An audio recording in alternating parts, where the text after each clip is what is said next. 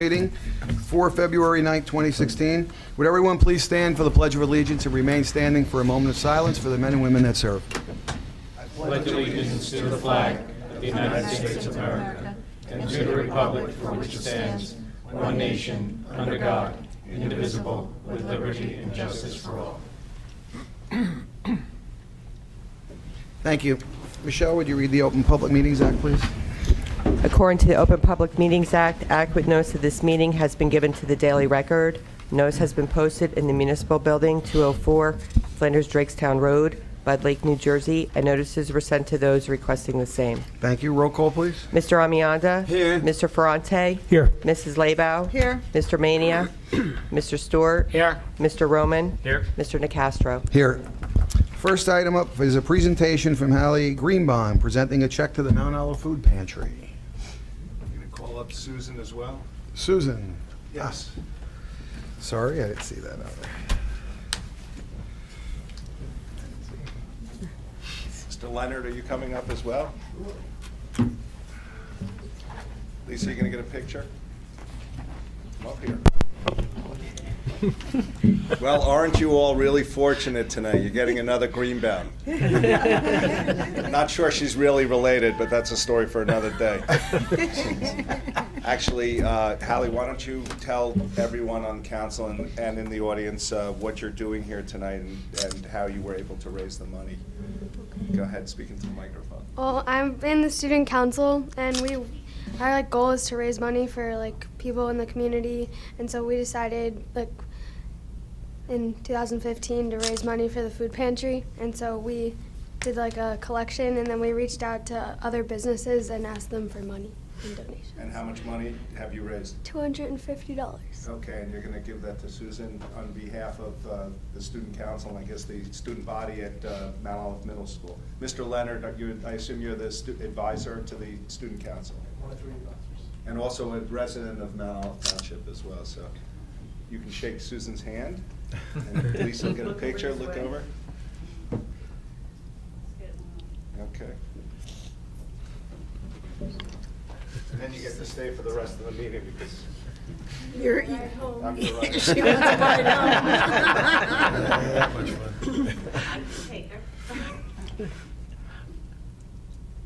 Do they have any Uber drivers in there? They do. They do. Thank you.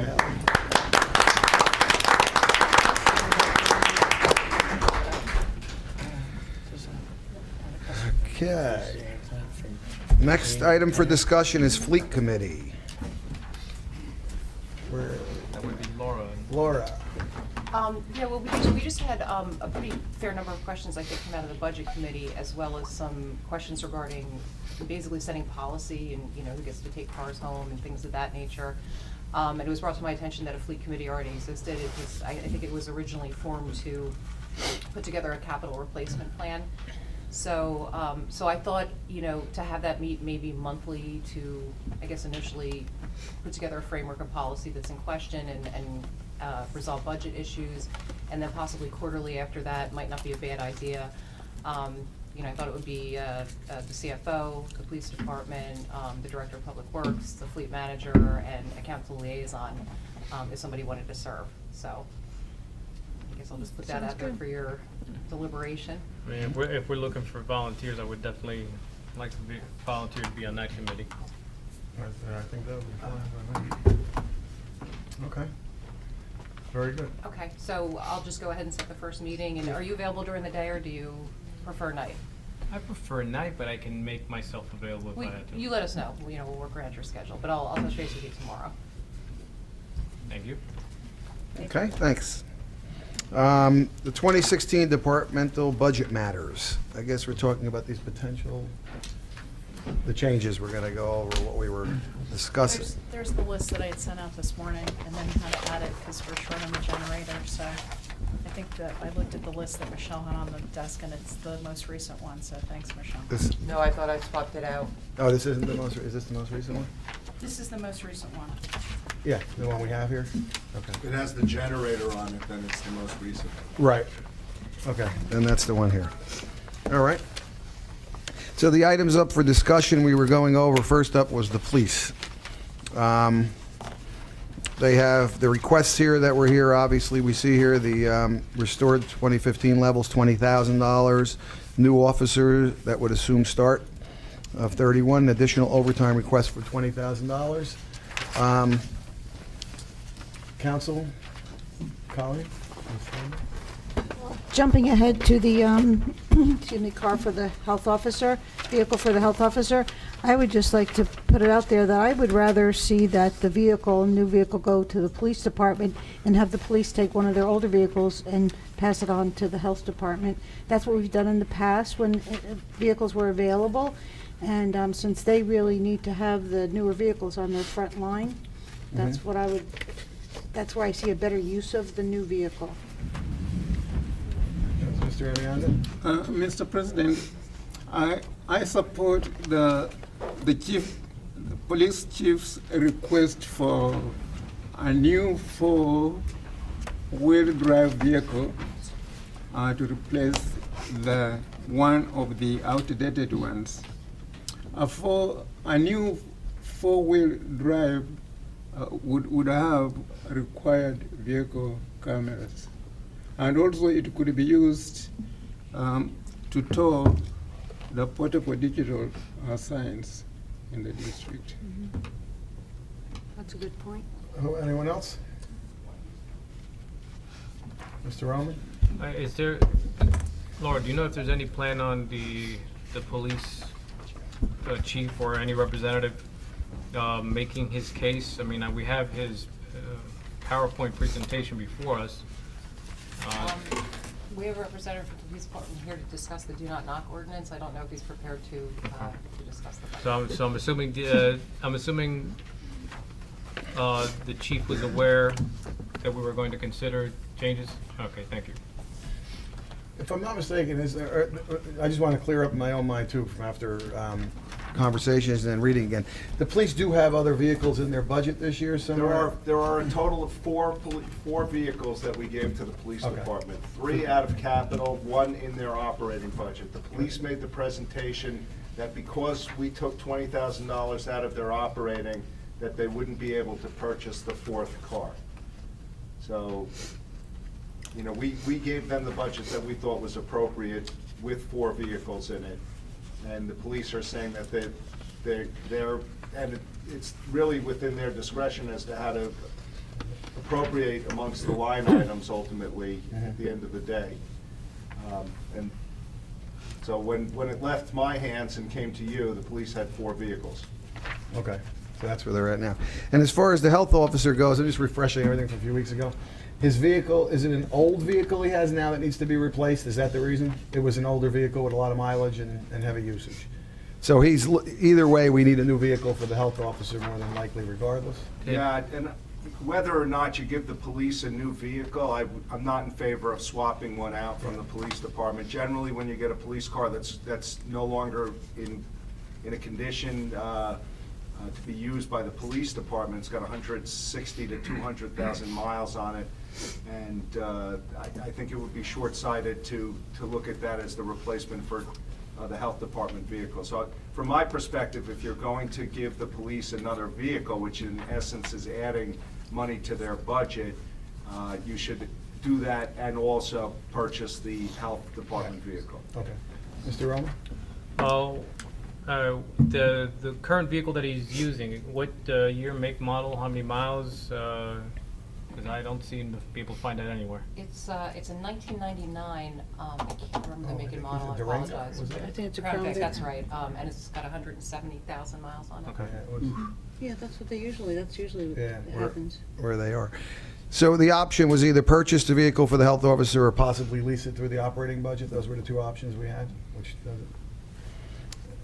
Yeah, Mr. Roman? If I can make a suggestion, I think we should just tackle each department separately, and my Yeah. recommendation, at least on the police, for the police department, is to restore their operating budget by $20,000, not add a new additional officer, and not add the overtime that they were requested. That would be my suggestion for the police department. Any comments, council? Everybody in agreement with that? Yeah, I agree with that. Okay. then that's what we'll do. We'll add the 20,000 back to the operating and the other two. Okay?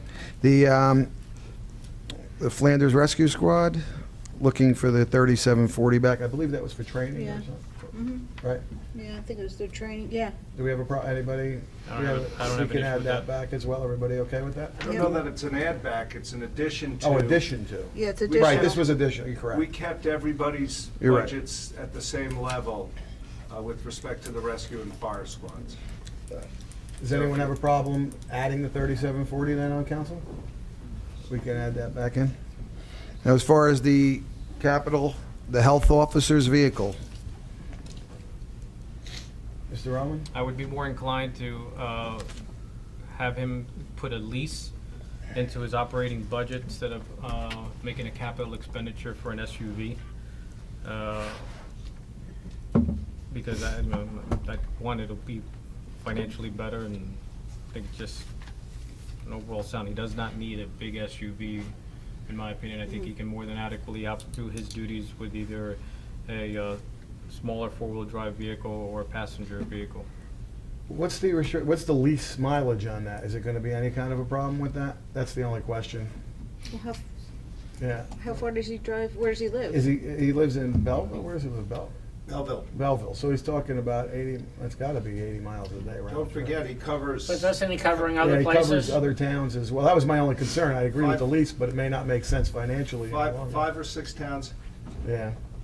Hey, Joe, do you have any thought process? If you do, you gotta come up here. Yeah, That would be the only concern. Yeah. I agree with you. I'd rather lease it. He does live down in Bloomfield, and it's, Bloomfield. yeah, it's kind of a hike for him to travel that far. And like you said, he has 5 other towns. Yeah. Lease of a new vehicle, probably looking around $4,000 a year. Over 3 years, you're looking at probably $12,000, give or take. We could put him in a smaller SUV. I know Laura and I had discussed that before. Some along the lines of an Escape, probably $22,000. So a difference of $10,000 there over the long haul. But then again, you could sell it, so return on investment is better than just handing it back. Although I do like leases in certain applications. I think he might drive a little far. So your recommendation then would be a purchase, and do you know what the justification was for the larger SUV as compared to a smaller SUV? We chose the Explorer, which is kind of like a mid-size. It's somewhere in between big and small, as opposed to the Escape. I think it has a better return on investment, durability in the long run, and probably resale value is better on that vehicle also. But again, I can see the point of the smaller vehicle, better gas mileage. So there are pluses and minuses to each side of that one. Mr. Roman? I think the other reason why I'm leaning more towards the lease is because I'm not necessarily sold on the idea of him being able to take a car home. Now, granted, we haven't had a meeting about it, and I think that's something that should be. So I'd be inclined to hold off the recommendation of a lease until the first fleet maintenance meeting, because other townships, they do mileage reimbursement for any time that a employee has to use their vehicle to, if he was 24 hours on call, and I think that would be a much better use of taxpayer funds than to put him into a vehicle where he might very well go over the mileage of a lease. So I would like at least some clarification as to the need for him to take a vehicle home. Mayor? He is on 24-hour call for 6 towns. We've always provided a vehicle for our health officer. Frank Wilpert had one. I see it as an absolute necessity. Plus, I don't think that we have the luxury at this point, because we're going to be introducing the budget at the next hearing, so that at this point, we need to make a decision, whatever that might be. Perhaps the fair compromise here is to put him into a smaller SUV. That was gonna be it. I'm going to take Joe's recommendation. It seemed to me that it was, in this particular instance, the purchase over the lease situation. And that's, I think, what I would like to see happen at this point in time. I was going to suggest the same thing, although I know, Mr. Roman, you're right, and I think we'll address all those situations of the vehicles and all departments, to go through that at one point. But this is one that's necessary right now, so I'd be in favor of purchasing, because Joe's recommendation, but probably for the smaller vehicle, if it's not necessary for the large one. Yeah, based on Joe's recommendation, I totally agree. Anyone else? Does everyone agree? Is everyone okay with that? What's the need for an SUV regardless? Why not just a regular vehicle? Again, if he is on call, 24 hours a day, snow becomes an issue, weather-related issue. So the 4x4 is better, and it's not really cost prohibitive at this point in time, as two-wheel drives are almost as expensive as four-wheel drives. And once again, the resale value down the road, when we do sell it, the four-wheel drives do have a better resale value than the two-wheel drive. And this will also be marked with the township too, right? So it actually shows the Oh, town's when we're absolutely. there. Absolutely. So it's a branding, it's a branding thing. Yeah, also. that's what I was asking. Sure.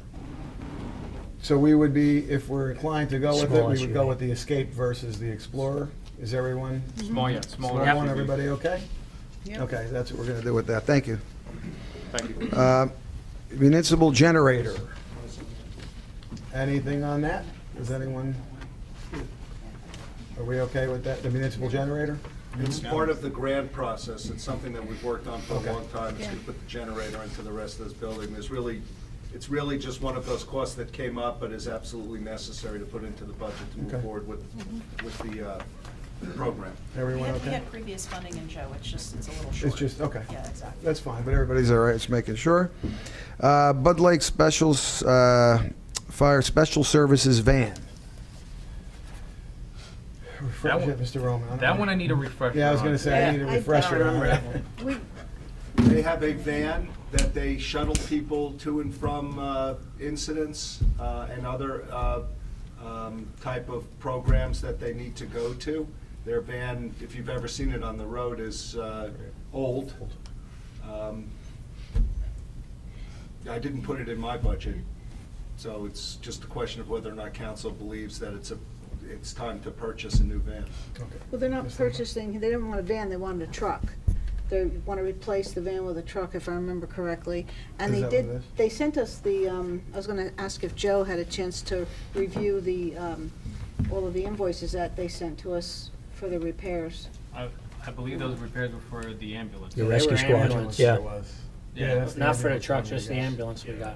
No, I thought that we got the ones from, I think- Kevin Maloney sent the ones he? that, yeah, because Okay, he I had, I remember because he had, Ace Force Garage had done some of the repairs, and it was for a van, and it was Chevrolet, something, well, you have, You want- right here, could you come bail up me out and- of this one? Yeah, just so we get Did a I get little bit. anything right? No, you did. Yes, thank you. Not at all. No, I was all wrong. Completely wrong. Yeah, you are correct in the fact that we are looking more for like a pickup truck, Yeah. sort of a larger, something where you could put, For, for more than just a small pickup truck. right. Basically, the van at this point is, I think it's 13 years old, and 13 or 14 years old, has 100,000 miles on it. We sent in our bills. Maintenance costs were around 7,000 over the last 3 years. Of that, 3 of them were last year. So it's starting to show its signs of age. Pickup truck, we think, would be more effective because we always have this problem after a fire getting the hose back to the firehouse. And we've been using firefighters' trucks to do it. But especially in the wintertime, it just turns into a big, pile of hard hose. Yeah. So it's been difficult for us to work with, but the van is definitely showing its age. Okay. And I just, did Kevin send us the bills? Kevin did send you the Yeah, bills, I thought yeah. we used to- He's, Yep. the very next day he sent them, yeah. Yeah, because I got them for him, so he, Yeah, thank you. I know he did. I just want to make sure that you have I it. mean, I'm getting old now, and I just worry about the Mr. Roman? memory. What will you be doing with the vehicle, the van you plan to replace? Well, the van, we are still thinking of if we could have it still around. The problem is it wouldn't be the primary mode of transportation anymore. We send kids to school, I say kids, firefighters to school a lot. We're going on trips to, the burn centers, et cetera. So it would not be used as a primary means of getting to the fire academies or wherever we have to go. Ms. Slagle? I'm in favor of the truck. I think that he has an excellent point, especially with the hoses and Yeah. getting them back, because you can't really put that in the back of a van. Yeah, once a hose has been used at a fire, it It's- has to be clean. It has to be, It just yeah. doesn't go back on the truck. There's a lot of regulations that have to be followed for all of that, so. Council, how does the rest of the council feel? I'm okay with the van. Yeah, that truck. Okay with the van? Truck. It's a truck. Truck. Sorry. Okay, Got it? that's it. Thank you.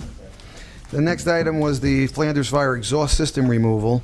My comment on that right now was a couple of things. I'm in favor of always trying to do things to improve it. I think the question was for the percentage of time they were using it right now.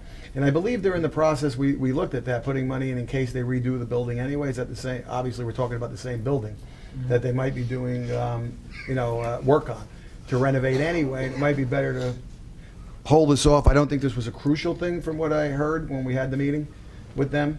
And I was inclined to put it off for another year or so and see where we are and then see where they are with the renovations. Because that could tie into this maybe at the same point, but that's my opinion. I got the feeling, Go ahead. I got the feeling it was a want, Yeah, not a more than a need. need. Was, that it was kind of like an introduction. Yeah. That they're thinking about this, and I think that we kind of, I don't know, I know for myself, I get a little bit alarmed because you don't want Right. our volunteers to be in a situation that's not healthy, and, if they go through enough of the risky stuff, Right. But yeah, no, I got the feeling it was Yeah. a want, not a need.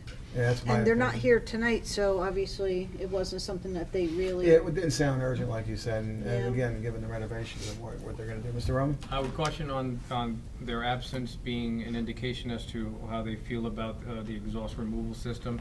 It was my impression from the budget hearings, that this is something that they probably thought they couldn't get and didn't ask, but I was just taken aback of how they are operating in there without an effective means of removing the exhaust fumes from the building, especially when they use it for their shelter. But at that meeting, at that budget hearing, I was not aware of their plans for renovating the building. So that's we have a actually half a new million. information for Didn't me. we have a $500,000, I think we put in there? Yeah.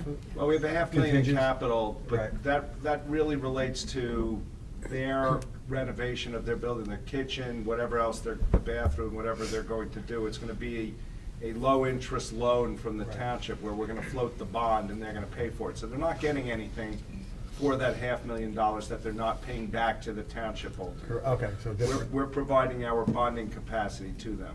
So I don't think that necessarily, other than your thought that it ultimately, they're gonna be doing stuff to their building and hold off, which makes kind of sense to me. What I thought was interesting with the presentation was, they're talking about the building being used as a shelter or during emergency purposes. I can tell you that I've been on the town council and mayor for probably close to 17 or 18 years. We've used the building 3 times. 3 times. Once during Sandy for shower purposes, and then 2 times when there was a water problem at Oakwood Village. So we don't really use that, I mean, they're great when we need them. They certainly do work hard for the township. I don't know how often they actually have a need to have, that they run the trucks in the building, that they have the need, and they run a hose at this point in time. So they are, I think, effectively doing it. I think that the other system works better. It just didn't fit into the budget this year.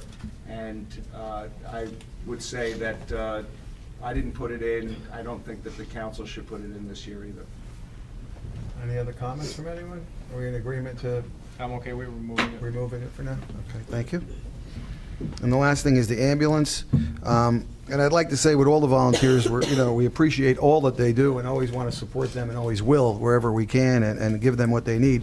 As far as the ambulance goes itself, I think the council, speaking with council, we're in agreement that we will need one, whether it's this year or next year, because it wasn't in the budget.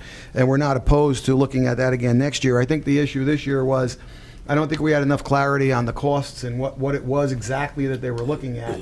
I believe it was just an estimate of $285,000, and they really weren't sure 235. exactly. 235. 235, and weren't exactly sure, didn't have all the details in place, didn't have a lot of things that we really would need. And I didn't think it sounded like it was, they weren't sure about the truck, which one they were going to replace at first, and So just to be clear, I would recommend, we appreciate everything and we want to help wherever we can, and we will. But I think it's something, as the mayor recommended, to put off for a year. I don't think it's going to hurt to put it off for a year and let them come back with the information that we really need. Ms. Lebo? One thing I would ask, if we notify them that we're not going to do the ambulance this year, if that's what we decide on, for next year, if they can investigate the bariatric stretcher and that type of thing, like the Flanders squad is doing, because that really, we have to understand that our volunteers are trying to get these patients into the vehicles too, and it's, you have to have really good equipment to alleviate the stress on the people who are trying to get the people get in there. in the ambulance. So if that's what I would really like to see, is an analysis in that direction, that we're better, prepared. Laura could make a note with that, I guess. Get it Thank you, out. Laura. It's a good idea. Mr. Roman? No, I think the other reason why I'd be inclined to holding off this year is because the percentage of use that this is whether their backup ambulance, which used, according to them, 10% at a time. So with that added information, I'd be more inclined to hold off. I agree. Everybody's in favor of holding off? Yeah. All right, so we'll remove that as well. So I believe that's all the budget items that we have? Yes, I will have everything ready to go for the next meeting. I'm also going to introduce the capital ordinances for the next meeting too, so those are going to be ready to go. These changes obviously are going to be offset against surplus, so everybody's aware. Okay, thank you. All right, next item up is the do not knock ordinance. We have, Come on up. Come on up.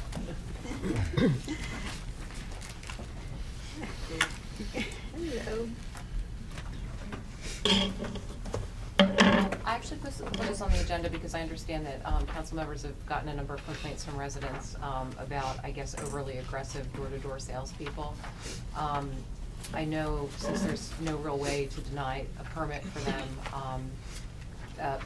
I was actually in another town when this was implemented, and it seemed to work pretty well. I know it's not going to solve the problem of people who are going door to door without any permits at all, but hopefully at least it will alleviate people going door to door to doors where people don't want them to come.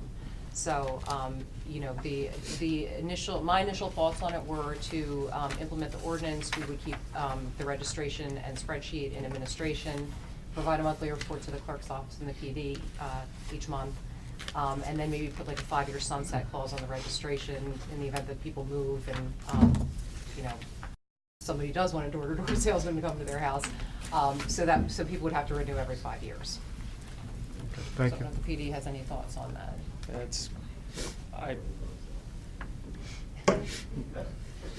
I'm here to try and answer some questions. I'm not exactly sure how my chief and captain feel, and I don't want to answer for them. I think it can work, if you're asking me my opinion. I know there are the charitable organizations that also will. Can you just speak into the mic because it's really hard to hear you? Sure. Thank you. I guess the charitable organizations that solicit also, would they still go to the clerk's office and they get provided, I guess, with this list of do not knock? Yeah, and I think we could probably make nonprofits exempt Right. from the do not knock ordinance. And of course, I guess political door-to-door is protected by First Amendment, and there's really not much that, we wouldn't want to prevent that anyway. So basically, we would just be looking at for-profit, private businesses. Mr. Rome? Now, will it be a registration that can be done online? We can absolutely make that happen. Mr. Mayor? I'm just not in favor of it. I have to tell you, it's so unworkable. It's even unworkable in the way that we have it now with the registration. People still just go and they knock on doors, and eventually when it becomes a problem, we call the police department and we get the people to stop. And I think that any system that you put in place is just not going to work. It's over government, and I would suggest that you don't go that route. Mr. Roman? I mean, I understand what you're saying, Mr. Mayor, but I think this is where I believe that people have a right not to be harassed. And as long as the people who are registering legally to go around and solicit are compelled to check on the list of people that do not want to be disturbed, then, I think that's a move that we should be able to go. And then part of the penalty to prevent them from violating this ordinance would be not having their permit renewed the next time. Oh, go ahead. This is. I can't tell you one person in this entire town who likes having people come to their door to sell them products. So if you're gonna go that route, why don't you just ban people from going door to door altogether in town? Because it's just kind of silly to me. that What's you're the gonna what's the come- complaint rate? I mean, I was just going to ask Ms. Labo, and I was going next, but do we have a number on how many people on average? Do we get people that complain that much, or we have a lot of complaints on this? Or is it a number that's? I Michelle, you would may know. get 1 or 2 in a year tops. Because And when I do, I'll call over to police department, they'll dispatch a car to the area. I don't see it as a huge problem. The problem I feel we have is that we're not gonna be able to control is there are solicitors out there that do not have permits.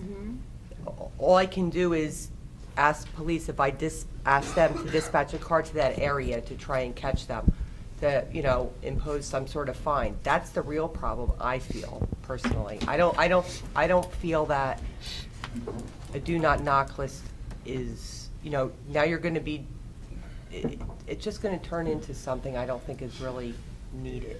Yeah, I mean, I've just been here for quite a while myself. I don't remember anybody except the schools coming to your door, Girl Scouts. I haven't had anybody literally. What about come that to time sell I us. came to your house? Well, I didn't answer it, but that was beside the point.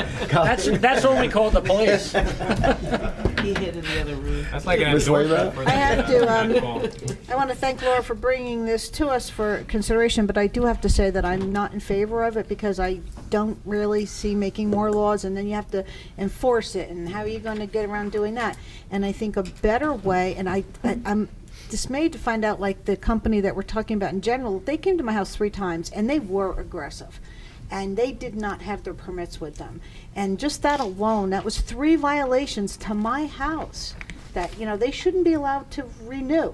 And, it went right to the point where the guy says, I said, no, I have an oil company, I'm very happy with it. Oh yeah, well, how much you paying? I said, that's none of your business. Well, show me how much you're paying. I'm like, get off my porch. And I mean, that was like really, he was looking at it, knock him off the porch. But anyway, I think that a better way to handle, and people, I agree, no one is going to look at the list. I mean, we have those do not call lists. How many times have people been on a do not call list and you get a call? And I know, being in real estate and doing any kind of telemarketing, you're supposed to check that list, and I don't know how many people actually do.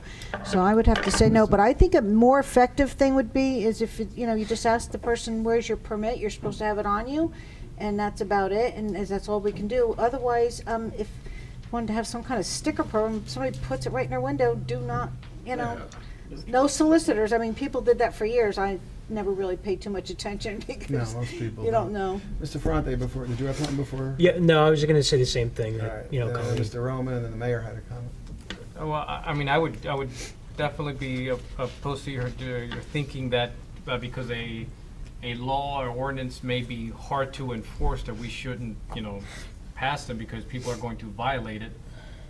Because I'm pretty sure we have a lot of laws in the city and state that people violate all the time, and that's not a reason to not to have them. And by your own example, you were harassed. According to you, they did not have a permit. Now, if we were able to put an ordinance together where they or their company representative would be fined financially for such practices, it may not discourage all of them, but it might discourage some. And definitely, if the people who are soliciting are permit holders and their representatives are not complying with our ordinance, they will definitely keep their employees in check for fear of losing the right to further get another permit to solicit. That's my 2 cents. Mr. Mayor? I'm pretty sure that the only one who's ever come to my house are the Jehovah's Witnesses, and they're not looking to sell anything, they're looking to... Yeah, I've never. Right, and they don't need a permit.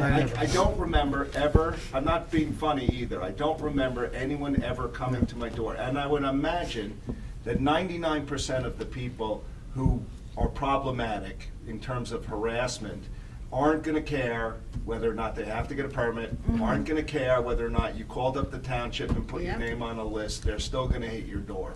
Yep. So I don't know what it is that you're trying to cure. Perhaps Alex's comment, which he said, let's put some ordinance in place that if you do not have a permit, that the police department is not going to just shoo you away, but you're going to get hit with some pretty hefty fines. I think that that's a much better solution. Yeah. Agreed. I will tell you right now, there is no soliciting permits right now out there. No one should be soliciting in town. No one has approval at this time. There's no fines or now on the books of any sort if they don't have it, you just need a license? I would imagine, I think what we should do is ask the township attorney to draft an ordinance that allows the police department to fine somebody who is soliciting in town without a permit, Agreed. other than the few instances where you don't need a permit, such as a political whatever the free speech. Yeah, nonprofits. Nonprofits, religious. Right. Yeah, that's a great idea. Yeah, that's what I was gonna That say the makes same more thing. sense than- I think a few months ago I tried to get that through.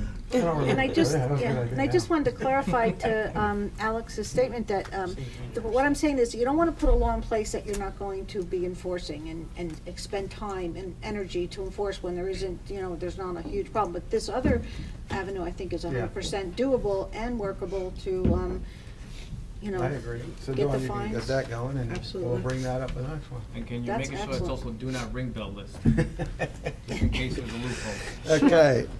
Mayor, you have appointments of Jim Lynch and Rich Escobar for the CDBG committee. Say that 3 times fast. Thank you.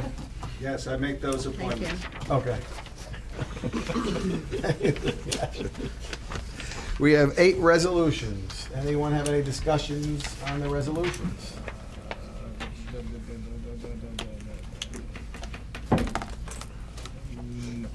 I was waiting. Make sure. Seeing none, we have 2 ordinances. The Chapter 375, providing for the installation of a stop sign at intersection, and amending ordinance number 4097 regarding proceeds from sale of excess municipal lands. John, Mr. Fry? Yep, so the ordinance on the intersection, I had some residents on Washington and Carson. So I guess the Board of Ed had created a bus stop this year at that corner, and there's no stop sign due to the speed bumps on Carson and Sunset now. The traffic has been detouring more, I guess, onto Washington. So having no stop sign, the residents were concerned about cars just going right through, and the police department did a study, and for 2 weeks they did a study from 8 o'clock to 9 o'clock in the morning, and they averaged about just under 40 cars an hour going through that intersection. So I had asked the police department to bring the ordinance to us. Very good, thank you. Anyone else on this? Seeing none, any old business? Seeing none, any new business? Seeing none, anyone from the public wish to be heard? Come up, please state your name and address for the record. Good evening, everybody. Chris Badwini, 47 Patterson Way, Mount Olive, New Jersey. Good to be with you, Mr. Mayor, members of the council. I represent Mount Olive Junior Lacrosse tonight, and we're not looking for a car. We're not going to knock at your door. We are looking for your kids, but more importantly, we're looking for access. Just to tell you, we've had a great relationship with the town. The mayor's been very helpful. Ex-Mayor LaCitra as part of the ombudsman, Mr. Roman, Mr. LaCastro as well, over the years. We run a tournament every June. June 4th is our tournament this year, and we have gracious access to Turkey Brook Park. Obviously, the tournament has grown. We've had great success. It's our biggest fundraiser. This is our 4th year. We've had 3 successful years. What we've come across here now with the loss of the middle part of the oval, respectively to Splash Mountain, whatever. I'm sorry, I'm not up to speed. pad. Thank you, Mr. Mayor. Thank you. We sit there and we look at the 4 soccer fields that were unavailable to us, and Mayor LaCitra and our President Kenny Hanna and Pat Regan from soccer have gotten together. And I understand, obviously, soccer was very instrumental early on to have a letter of understanding to have access to the park for the dollars they donated to the town. We're well aware of that. We're really merely looking for one day out of 365 to have access to those fields. This year it becomes even more important with the loss of the middle of the oval, but more importantly for the size of our tournament. You'll find that soccer does a super job. We're not trying to take anything. We actually want to be like them. The size, the dollars they generate for their club are tremendous. There's no question to it. But that comes the access. Those 4 fields are not used by us during that day, and it becomes very difficult because they also try to use them that day, and the traffic only exponentially grows. We'd love to be able to have access to those fields. We'd like to sit down, but we need the council's support because, like I said, for the last 2 years, we have sat down with soccer, and they keep going back to this letter of understanding and their ability to monopolize the field, where clearly it's, to our parents of the lacrosse players, the taxpaying parents of our players, they're very frustrated by this. And they have 3 grass fields and 1 turf field. I think only naturally they have a tournament in the fall, the Halloween tournament. It's 2 weekends in a row, Saturday, Sunday, over a 10-day period, where no one else uses the park. I'll say it again, no one else uses the park. We have to fight through baseball, we have to fight through soccer on that same day. And maybe they've earned that right. I'm not saying they haven't. I'm just saying I think we're looking for 12 hours out of a year. You want to break that down? I don't know. I think you can see the access that we're looking for, and I don't think it's overly excessive that we're asking for. So what I'm looking for is your support to help maybe, obviously, put your influence on that decision that's been denied to us for the last 2 years, to give us access to the park. Mayor? If Chris is done, I'll address it. I'll follow up your comments, sir. That's fine. I didn't want to cut you off, that's all. I can appreciate, the fact that lacrosse has wanted to use those fields for a number of years. I think it's more than 2 that I've been dealing with that issue. There are a couple things. First of all, I don't believe, while Chris has the ability to come up here and ask for council influence, the use of the fields, in my opinion, and we can get a opinion from council if it's necessary, is within my discretion in terms of it's not a council issue, which is a legislative body. It is an administrative issue. Leaving that aside, certainly council is willing to weigh in on this discussion, and I'm not trying to limit, nor do I ever try and limit it to just my decision. But when the fields were built at Turkey Brook, the soccer club put in $200,000 of their money to develop the front 4 fields of Turkey Brook, and a contract was entered into with the soccer club. And the contract says that during their season, they have scheduling rights over those fields, and they do schedule on those fields. I can tell you that soccer is vehemently opposed to those fields being used for the tournament. Soccer does, however, provide the back 3 fields for use for lacrosse during their tournament. So they limit what they can to the front 4 fields. They obviously do a tremendous amount of work during the year, as you all know, to maintain those fields for their use. They rotate them in and out of service. They keep fields so that they're not used at all for a particular period of time, depending upon the need of the field to rest. So we generally, and we have always, yielded to the soccer club with respect to the use of those 4 fields. The turf field itself, as you know, is paid for entirely by soccer. And they did that because they have a contract with the town that says that during their season, they have exclusive scheduling rights to the fields. I think it's a very bad precedent. I would love for soccer to come back and say, you know what, we're gonna let you use the 4 fields. But that's not the position that soccer has taken, for whatever the reasons, some of the reasons that I've addressed. And so I think that it would be an extremely bad precedent at this point in time to override and maybe end up in a lawsuit with soccer, because they do have a contract with the town. I'm not 100% sure, Chris, that you're absolutely right that the park is closed for use during the soccer tournament. As I recall, baseball may have had a tournament up there at the exact same time, and I don't think that we closed the park for the soccer tournaments in October. It's just, I don't know what the use is, you know, in late October for baseball or football. And football may just decide to schedule out of town on those weekends, but I don't remember what the case may be. But as far as I'm sitting here, as long as it's my decision, I'm not going to override soccer. I'll make whatever other fields are available to lacrosse to use, and I recognize that they want to get as many people up at Turkey Brook as they can for wonderful reasons, and I think lacrosse runs a great program. And we built, obviously, new fields for lacrosse over at the other park, which are going to be exclusively for the use of lacrosse during their scheduling season. They're not ready yet for use, I assume. And I know that, Chris, you want to run the tournament as compact as you can, and that if you had all of Turkey Brook, it would be a lot easier for you. Unfortunately, I just don't see any way that anybody sitting up here is going to force soccer to give up the use of those fields under the circumstances that I've described. Well, I appreciate your comments, Mayor. Let me take them bit by bit a little bit. It's a letter of understanding. It's truly not a contract, and it speaks to green acres and open spaces and usage. So that's very clearly in the letter. You can all reference it yourselves. Similar to what we have, and Mr. Mayor mentioned that over at Drakes Brook. We took a bond with you folks, and we've paid it back, some 40 grand just last year. And those fields aren't even ready. So we paid you back before they were even ready. We're hoping to have them ready, and that I think will be a great aspect of Mount Olive Junior Lacrosse, without question. And without the mayor's help, we wouldn't have had those fields. So believe me, we're not coming to you ungrateful here.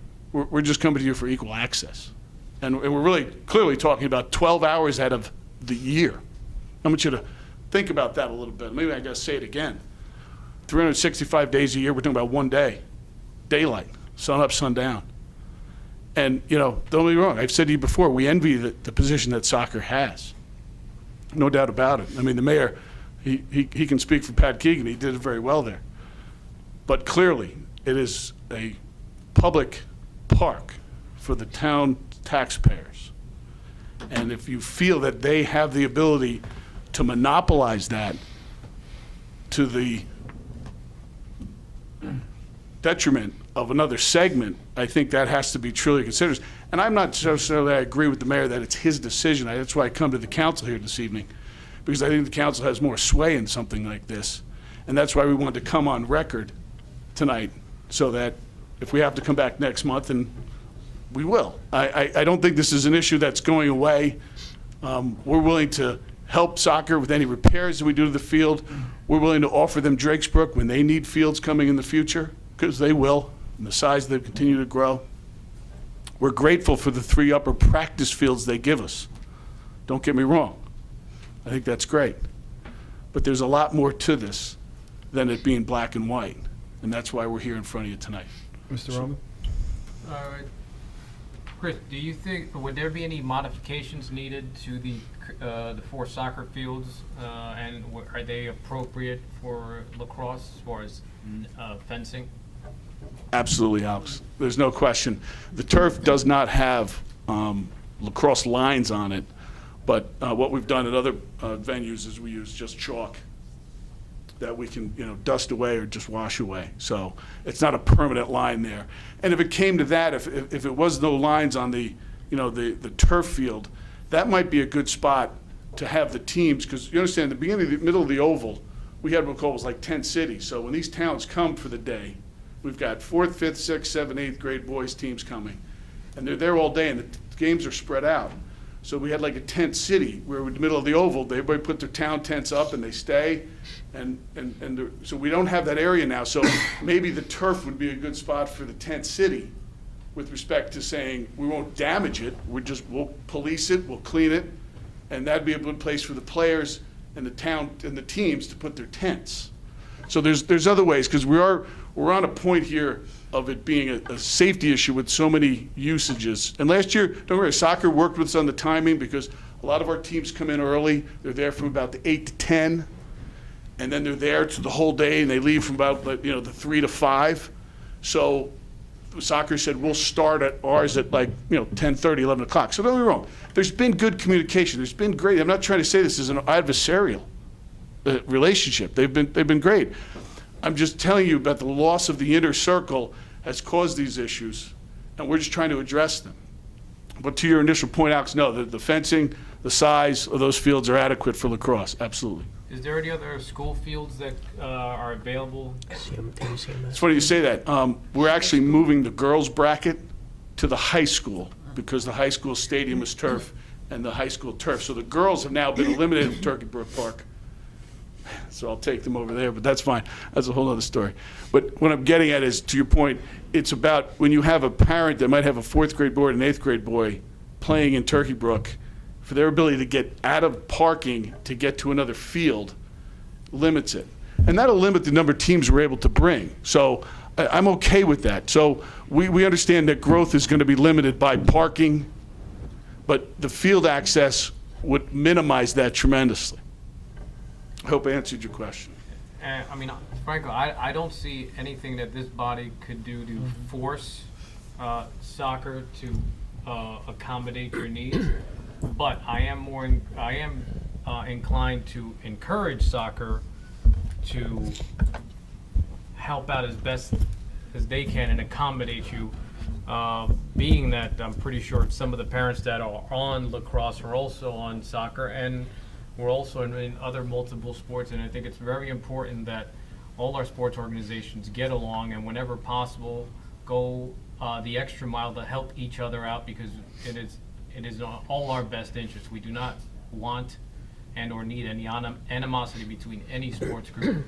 And with that being said, I would encourage or endorse a resolution to that wording, but I would not at all be inclined to do anything that would force soccer to Fair do enough. what you wish. I think that's a true stronger word. If I used that, I don't think I did. So Alex, do you believe that the town council has the ability to decide how to schedule fields, or is that? No, I do not. And that's where I would be more inclined to for this governing body to say something that is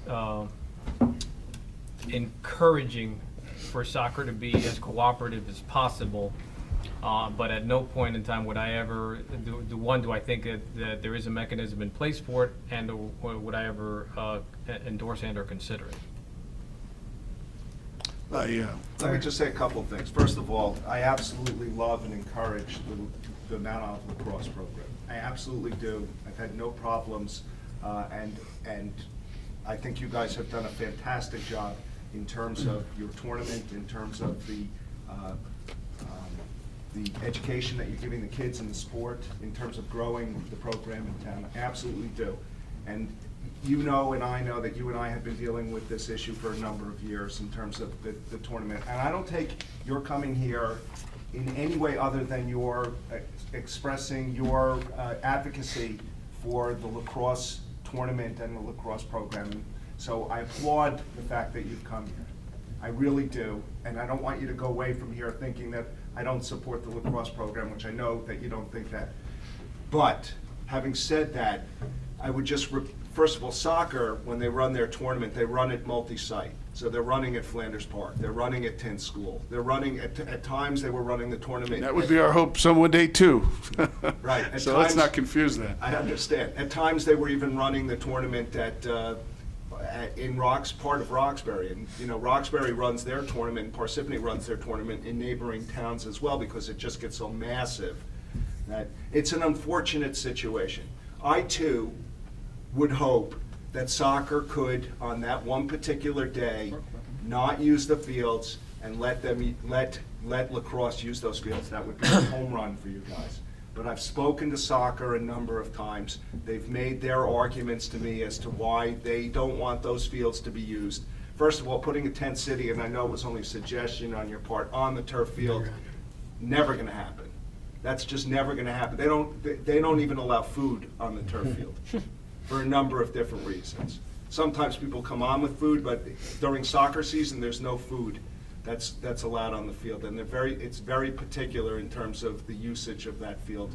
and you're not We going to. could use one of the other grass ones for that. That'd be Yeah, fine. I Thank you, understand. Mr. I Mayor. I understand. do appreciate that. I think you've made your point for soccer, very articulate. I'll let my President Kenny Hanna from the club step up. I do thank you for your time and your consideration. I still can't agree that it's not a council decision here for 12 hours out of the year. I'm sorry. The reason- They're tax-paying parents that come, and now so soccer's holding you whole hostage. So just there's no way around it. You can read the letter of understanding.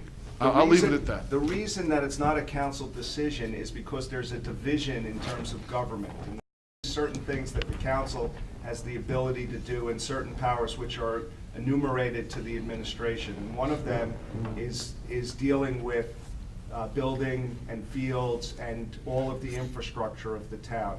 So that's why I said it, and I don't like to pull weight here, and I don't think I've ever done it before, but I'm telling you that ultimately, if you go back and you look at who's responsible for scheduling of the fields, and it's an administrative issue, it's not a legislative issue. However, works a lot better than mine.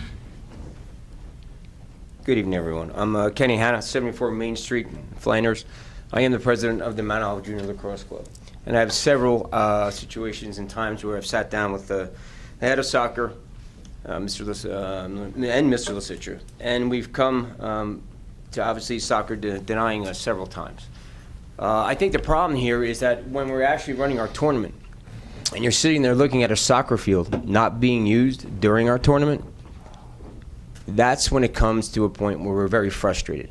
So here we are in the middle of our tournament, and we're looking over at the turf field or a grass field, and it's not being used when I'm told, no, you cannot use the field for that day because it's scheduled for games. So I have to understand from our point of view that I understand if there's games running from 8 o'clock in the morning till 6 at night, but then again, it gets very frustrating the day of our tournament when there's fields actually not being used at that point, but we're told they are.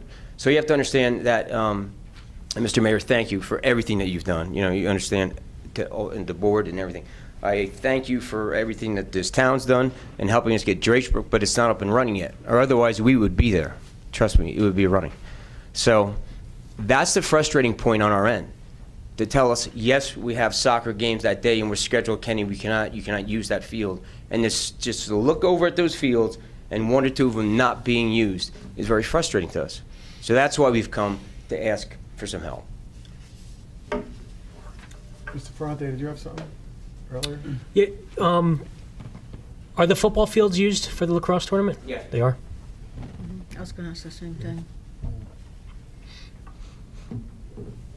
So at this point, I guess we have to leave it to the mayor at this point, as he mentioned. There isn't much we can do, only suggest, and he's already contacted them, I guess, multiple times, and they're just, you know, the conversation he has with them. Again, we don't have any jurisdiction to do anything but suggest that they would use them, but we can't force them to do anything. Mr. Amianda? Yeah, Mr. President, I was going to say that I think lacrosse should be given a right to use the fields when they're not in use. When the fields are not in use, lacrosse should be given access to it. And in the second point, I want to say that although the town, I was not here when you made that contract with the soccer, because this was public property for all the residents of this Mount Olive. You had no, I don't know who advised you to go into a private contract with these soccer teams so that the rest of the community are excluded to it. But They go back, I believe, Mayor, right, quite a while? No, it's not that everyone's excluded from it, it's that they have scheduling rights to the field. That's what gets them to pay for the installation of the fields. That's why they pay during the course of every year to maintain the fields. That's why they take fields out of service for their soccer program, because they need to let them lay fallow for a period of time so that they're not destroyed. So and when they're not being used, whether it's in the summertime or whenever there aren't scheduled games on it, it is open to all the residents. But soccer is a very active program, and we need to provide, just like we needed to provide for lacrosse ultimately, fields for their usage and fields for them to take care of. And I've dealt with this for a long time. It's not that we exclude other people, and I can tell you, I've played many a game of ultimate frisbee on the turf field. when the field was not being used for soccer. And when soccer had a game on it, me and my high school friends who play that sport weren't able to get on there, and we'd run up to the football field and use that when it was open. So it's not a question of us excluding people, it's us giving scheduling preference to a program that bought the right to do that through the installation of the infrastructure. Go ahead, Mr. Roman, please. Well, if I make a couple comments here. I mean, this issue has been going on for a long time. Even before I made it to this board, where soccer by some people are viewed as a cabal, for lack of a better word, that has exclusivity over the use of the fields. And it's not that they have scheduling preference. I mean, they have scheduling dominance. You know, they just don't have schedule. You know, they just choose. I have yet to see any other sport, and I could very easily be wrong, be granted access to any of those fields at any time. And it is true that you will see people playing on there, but they are not playing on there with the express permission of soccer. So this is something that one of these days, this body and or if any future administration will eventually have to address that we must make sure that our public fields, whether they were initially created for the benefit of one sport, are there for the benefit, you know, of all the residents. And even though I don't think that this governing, this body should do anything to force soccer at this time to do anything, I am definitely think that we should at least voice our opinion on this matter, and I support the lacrosse's petition to have at least those 12 hours to conduct their tournament. And also on a side issue, you know, even though Drakes Brook Park is not ready and operational, fully operational, I believe it will be operational this spring if my Portion last of it, yes, memo. sir. There currently we're looking into the adjacent field that's butts to your property there on Drakesdale, and it originally was my intention to have that for a baseball field, but I would encourage you to reach the rec department and see if maybe that might be something that would benefit you for the future growth of your program. First I'm hearing of it. Thank you, sir. I appreciate your time this evening. I think that one of the key words that the mayor used was season. When are you in season? Soccer plays in the fall at the high school level, lacrosse plays in the spring. That's Am not I true. saying you're in season year-round? Soccer's fall and spring, and actually winter. See, that's I was my up there point, this sir. Sunday. They were on the fields. It's a matter of how you look at it. It's season. I agree with you. I don't agree with you. Thank you. Thank you, Mr. Mayor. Thank you. Anyone else from the public wish to be heard?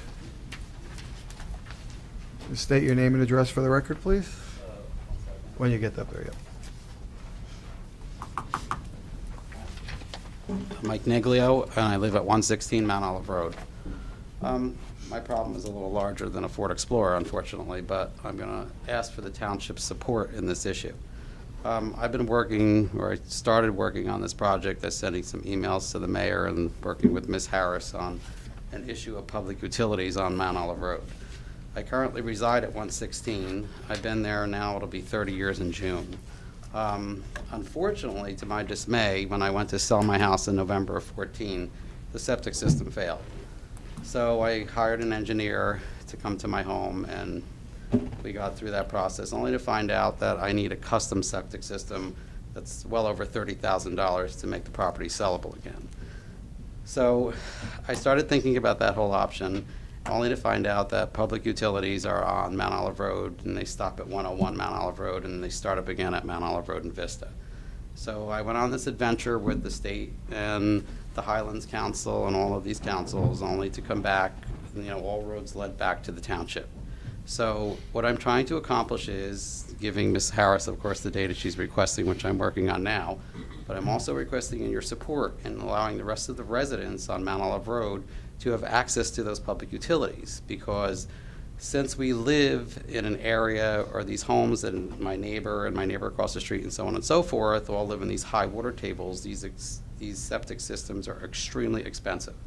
And instead of putting out this kind of money for these septic systems, it only makes sense to allow us to have access to those public utilities.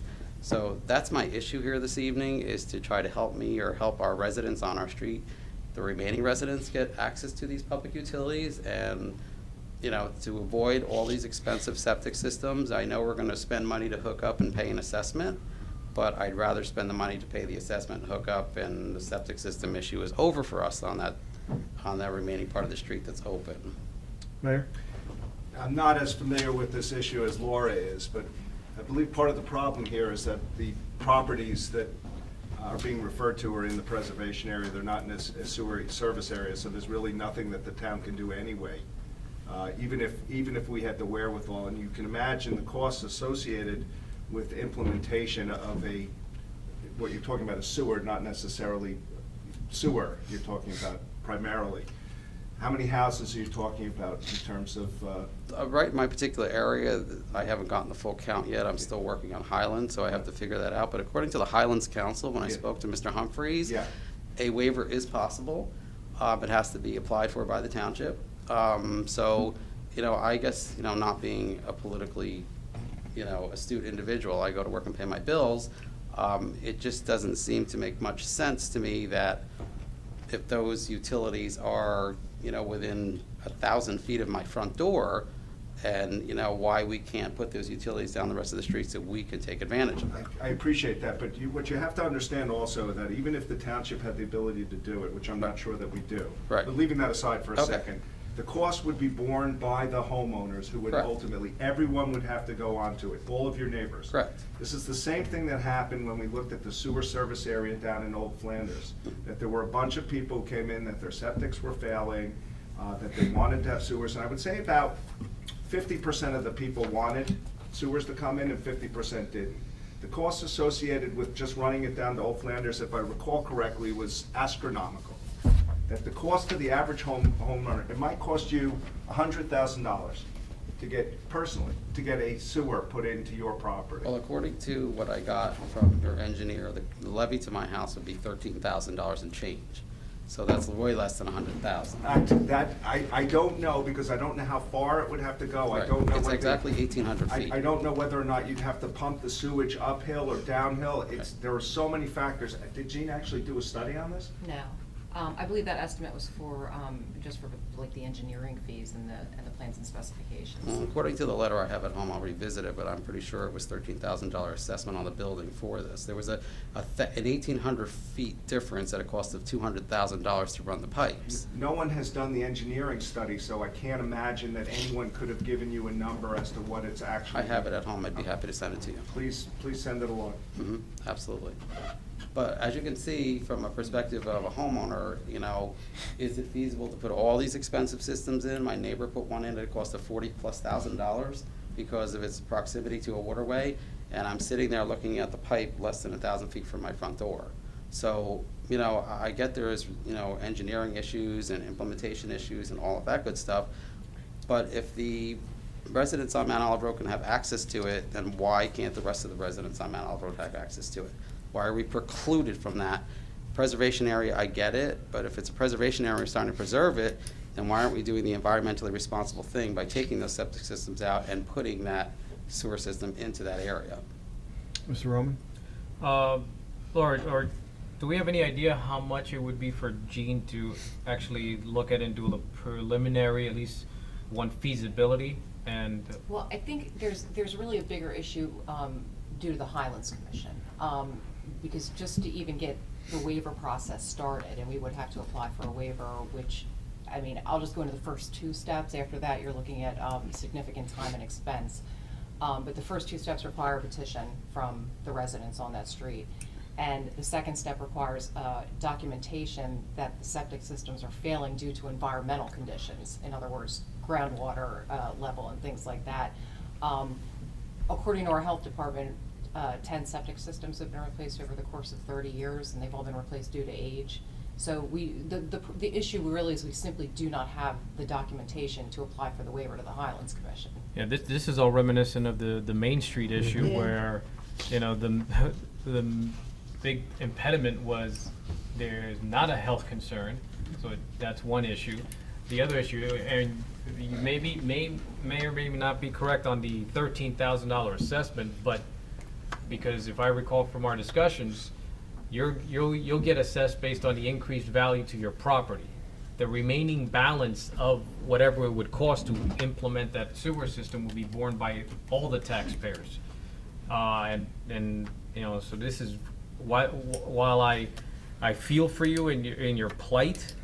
I mean, this is just deja vu all over again, where I can see where this is going when your fellow residents are gonna get polled as to what their actual cost is. They're gonna be looking at, do I have to pay $15,000, $20,000, $30,000 now when my septic system is working perfectly fine?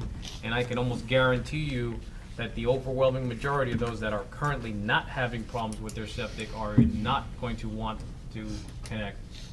So, You'll also kind of have an issue with people who have had recently spent the money to Well, have their septic system. I was just gonna say that But, too. but don't ignore what Laura had to say, which is that to get the Highlands exemption, you'd need to be able to establish a series of failing Right. septics as a result of environmental conditions. Right. We've had 10 replacements in 30 years related to age. You're not gonna be able to get the Highlands exemption based upon that information.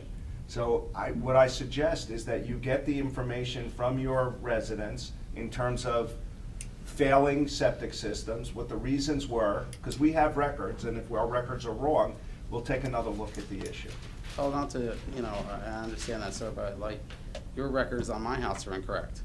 Your records say my septic was 1958, it was 1968. You say my house was built in 63, it was built in 68. So, you know, I'm not saying anything as far as the validity of the records, but I'll certainly, you know, go out and do my homework like I've been doing for the last 6 months. If come back with the information, we'll look into it. You That's know- all I can tell you. We can only take it step by step. I understand that, but my question here is am I gonna do all this work and you're gonna support this, or am I gonna do all this work and it's for nothing? This actually is a council decision at this Right. point, because it involves the expenditure of money. Right. And they're the ones who would have to vote on it. So if the council tells me that I need to put in a sewer system and it's feasible on your property, then that's what'll get done. Okay? So you need the council to, and I don't think the council has enough information Yeah. at this point to tell you that they'd either be in favor or not. Correct. I think we need to find out first, as Laura's saying, if we don't have the information to see if we can get the waiver. The waiver is the whole key. And if there isn't enough failed septics, we can't get them regardless. Even if we want to put it in, we can't. So the question is doing the information to find out if any of those failed septics were due to environmental issues or just age.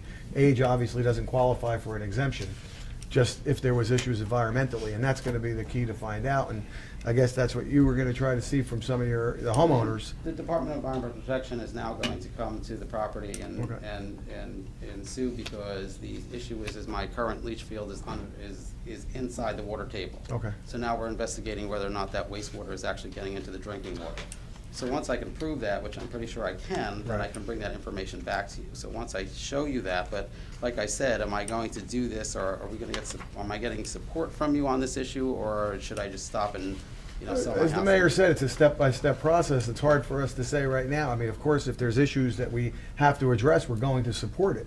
But we don't have the issue, we don't know the Right. facts right now, honestly, just. Okay. And it's not just your property. Right. Right. It has to be, I would imagine, a significant number of failures in the area that you're looking to extend a sewer service area into. I understand that. Mr. Roman, I guess? I mean, I'll be, for myself, I would be inclined to look at this issue further if it could be demonstrated that these septic systems are failing, that there are environmental issues going on. So if that is discovered, then I would be more than glad to move forward, because we're talking significant expenditures based on the number of, I just looked on the map. You're not talking, what, more than 10 homes maybe in that area. You are talking a significant expense. So up until the point it is demonstrated that it is an environmental and health hazard to you, your neighbors, and in the surrounding area, I do not see myself being inclined to move forward in any way whatsoever, and I don't think this body at all would be inclined to move either. So, Ms. Wayback? Thank you for your time. I just, one second, sir. I just want to tell you, when we went through this issue in Old Flanders on Park Place, where it's the same situation, the water table's really high, there's septics that are failing, having all kinds of issues, and we had done a survey of the neighbors, and, you know, half the people were up in arms and the other half wanted it, and they can't, even the ones who didn't want to actually hired an attorney to fight us, because they didn't want the sewers put in there, and that it was going to be like the mayor said, it was a huge cost per. Actually, it was probably more than what about what a septic would cost. So that, I think what you'll end up having is your neighbors will probably fight you more than anything else. Well, like I said, I'm gathering that information now.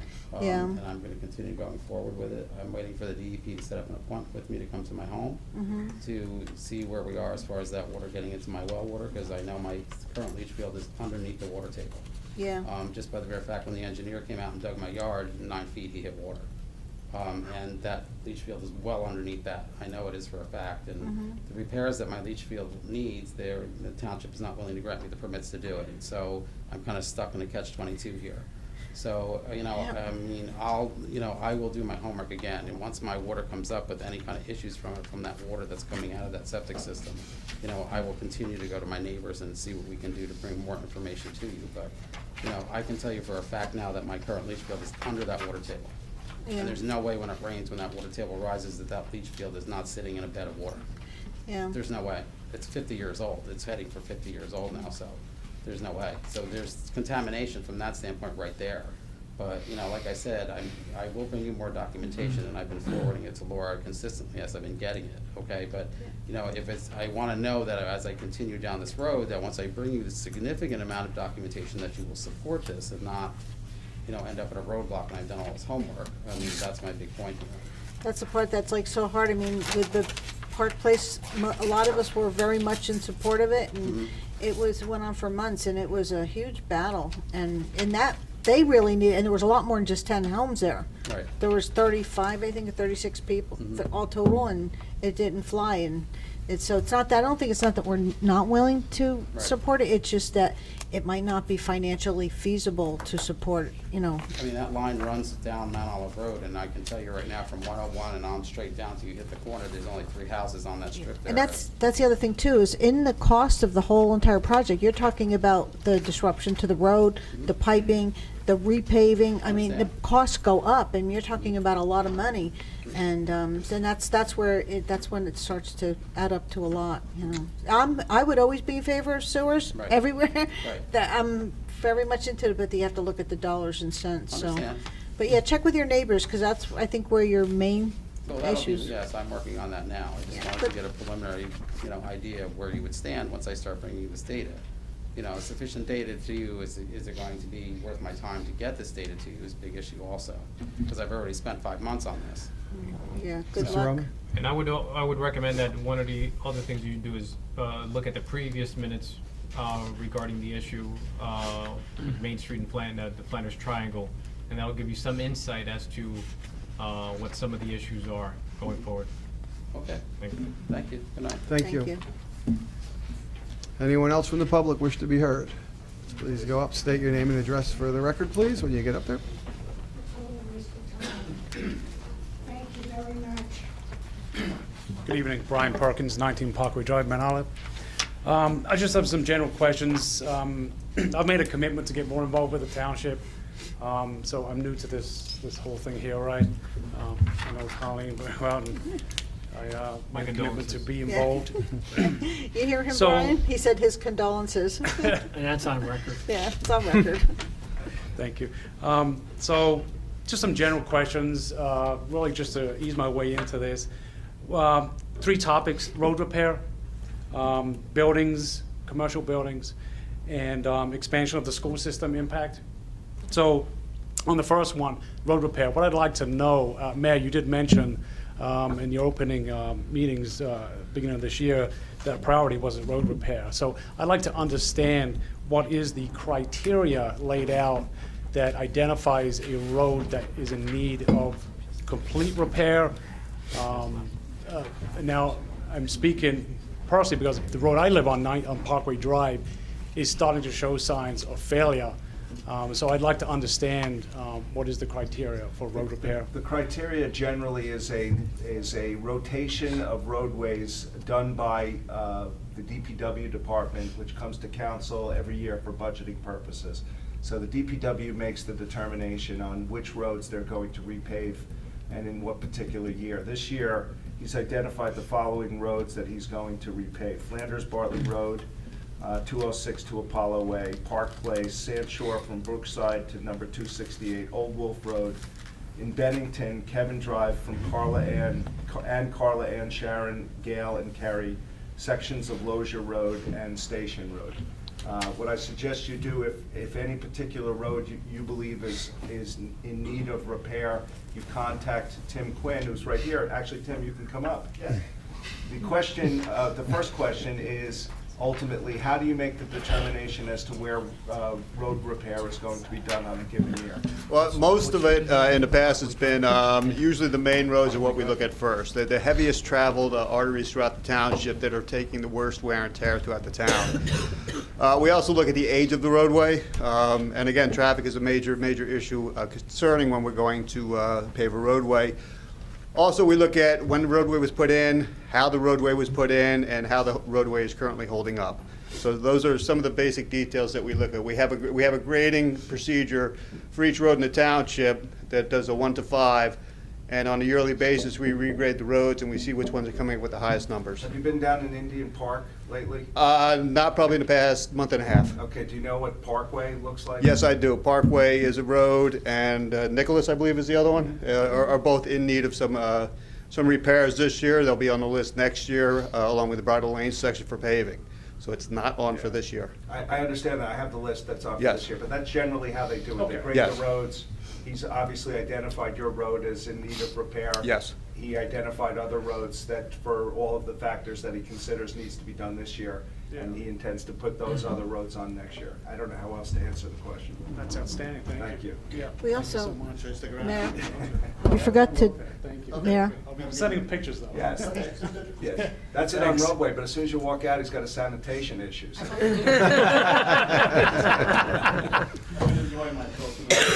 excuse me, also, we forgot to mention the, down there on Hermain, Old Sutton, we're redoing that one too, we added that in, right?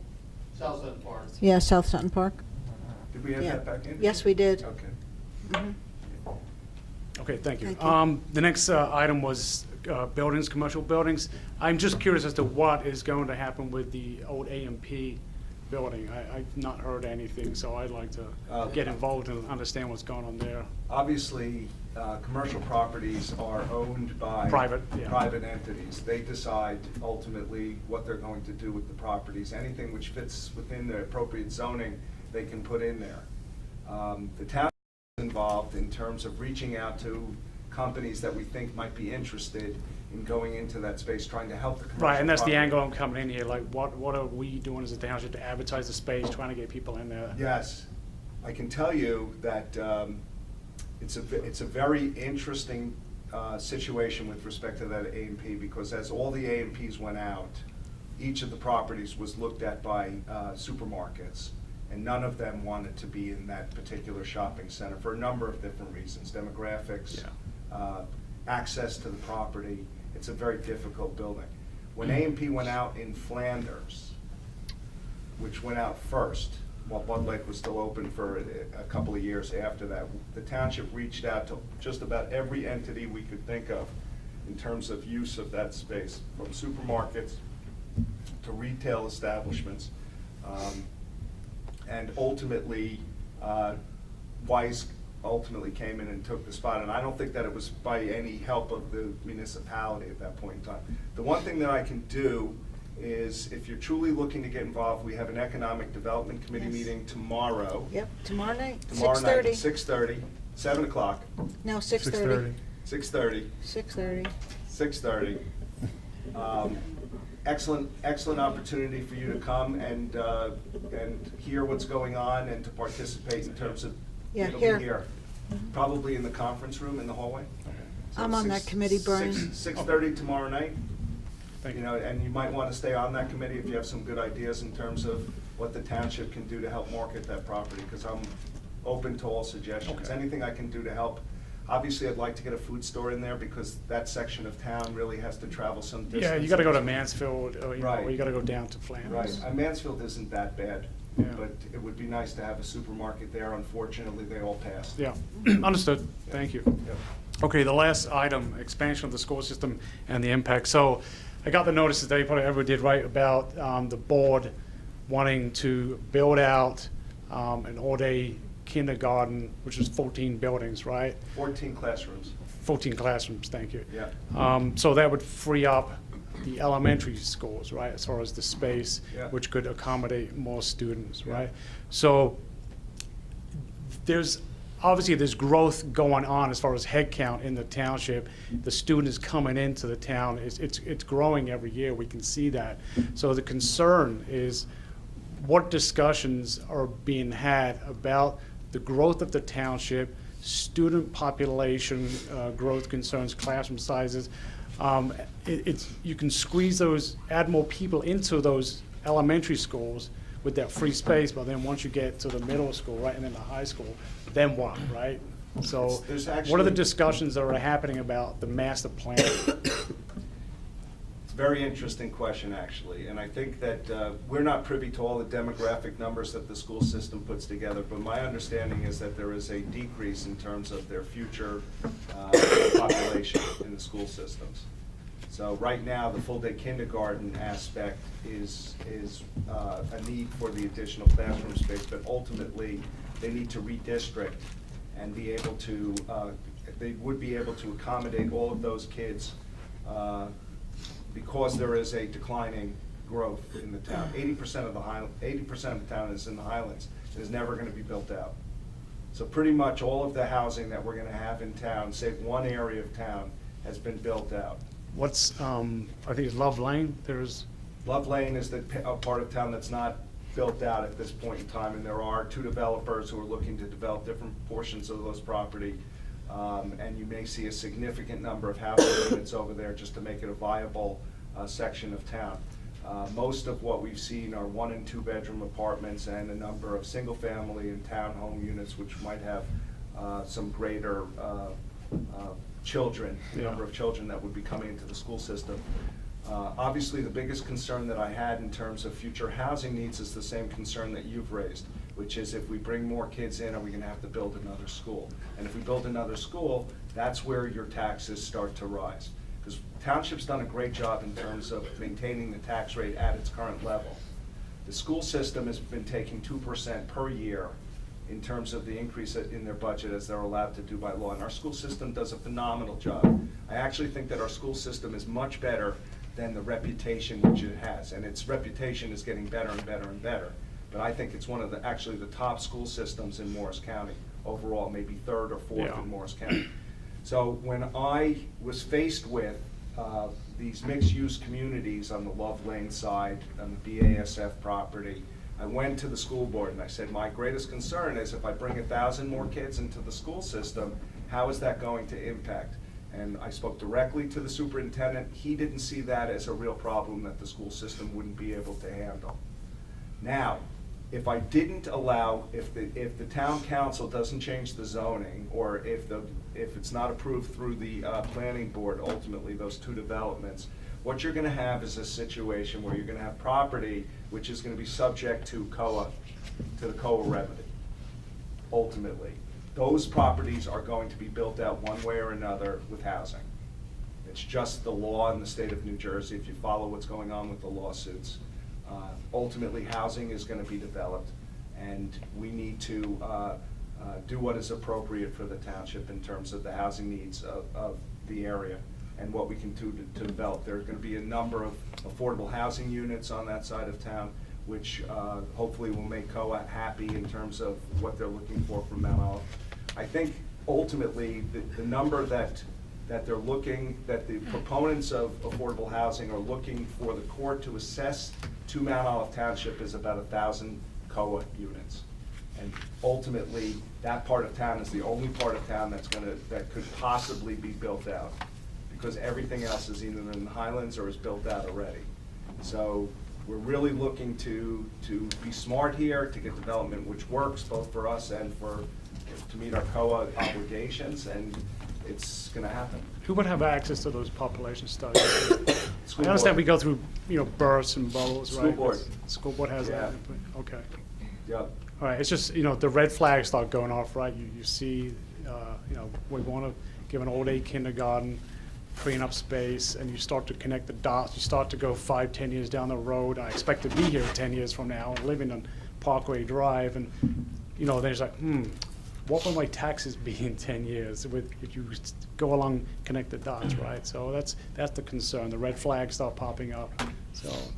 I don't disagree with you. Yeah. I can tell you from our perspective, which is really very interesting, in order for me to reduce your taxes, if, say you're an average homeowner in the township, what I try very hard to pass a budget, to put a budget together that has no increase and takes into consideration 2, 3, 4 years out in terms of where we're gonna be. That's what we sit down and do. We look at our surplus regeneration, we look at the one-time revenue hits that we get each year, we look at the one-time loss of revenue, things that we're gonna see, the expenses that we're likely to see as that we know that there's gonna be increased cost of medical coverage, all of that we look at, and we try and go out 4 or 5 years as best we can to, it's really difficult to go out more than 2 or 3 years, but that's how we try and put our budget together, so that when we leave a fund balance, we know that we're gonna get hit, for instance, in 2 years or next year with a loss of revenue that we currently get under Chapter 78 for medical contributions from township employees. We may see a loss of $750,000. But getting back to my original point, to reduce taxes on the municipal side, I would have to cut $1 million out of my budget to reduce your taxes $100. Yeah, no, I get it. I just, Right. yeah. So I have to look at an appropriate level of services, and if it requires a tax increase, it's very hard for me to go back and say, you know what, I'm gonna reduce your taxes this year, a significant number. Yeah. So if I cut services significantly, let's say I lop off, what number police officer are you, Mark? So let's say I lop off 40 police officers, now you're unemployed? No, you're still there, whatever. No, the concern is, the tax, the growth, right, of the. We're not gonna see a lot, other than on that side of town, we're not gonna see a lot of growth anywhere in Mount Olive.